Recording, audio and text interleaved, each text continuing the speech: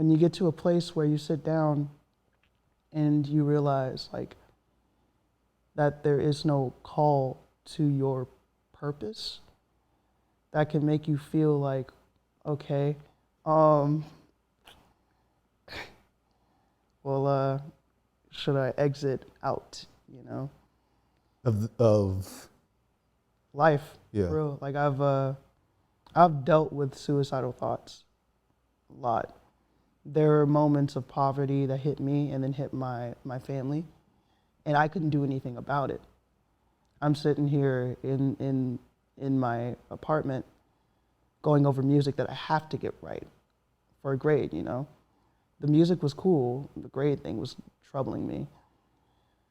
And then on top of that, I was inside the apartment working hard, trying to stay up because I had other stuff to do.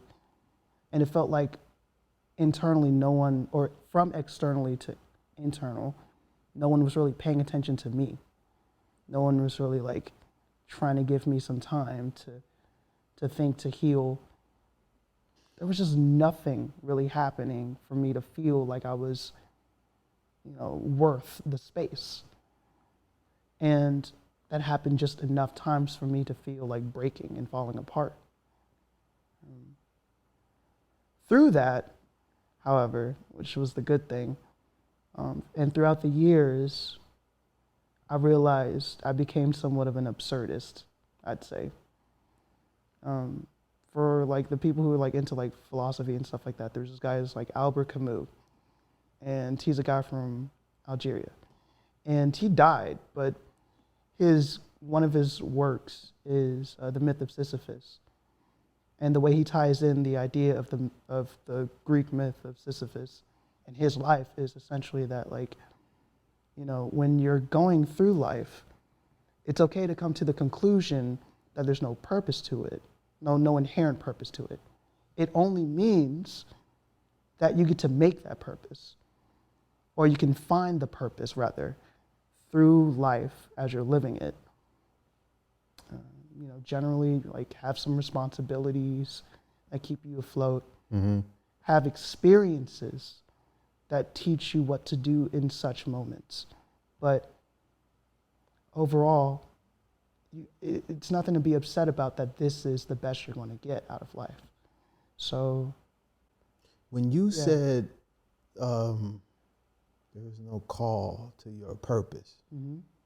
that landed, bro.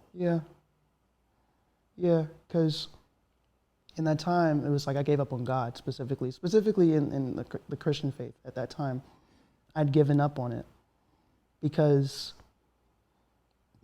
you get into that space where it's like they say you have a gift because you can sing really well, you can play something really well. You have something that essentially has a merit to it. And because it does someone else some kind of good, that's where you as a person can find your worth. And from the headspace that I was in at that time, it was really hard for me to still be in alignment with that kind of truth after certain things hit, because what we do today that's really considered like talented, which is true, is not something that really mattered much to us until there were certain frameworks that were put in place. Mm-hmm. If I think about like things I learned in classical music, you know, the Baroque period, the times of Mozart and stuff, a woman singing in chest voice was just considered ugly. But that's what Aretha Franklin did. That's something that like people we look up to, they have a gift, they have a purpose. But it was like for me, it was like a timing thing. It's like, because you have to be at the right place at the right time, that's the only thing that really dictates what kind of purpose you have. Because you're going to come into contact with other people, and they'll be able to help you decide for you what your purpose is. That's what I was thinking at the time. But how did that shift? It shifted enough because I gave it really just a lot more optimistic thought. And I don't say optimistic lightly. I say it like as a necessity, because our thoughts and everything we think about them is truly as important as how we see them. Like, yeah, we could say the time for the Baroque period was so important for people to sing a certain way, but that literally does not take out today's people, like how they function, how they think.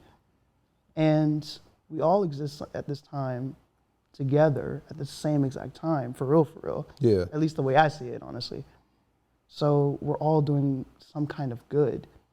And just the fact that purpose is, it comes down to how you think about things. I just thought it was like, it's time for me to literally see it as a good thing.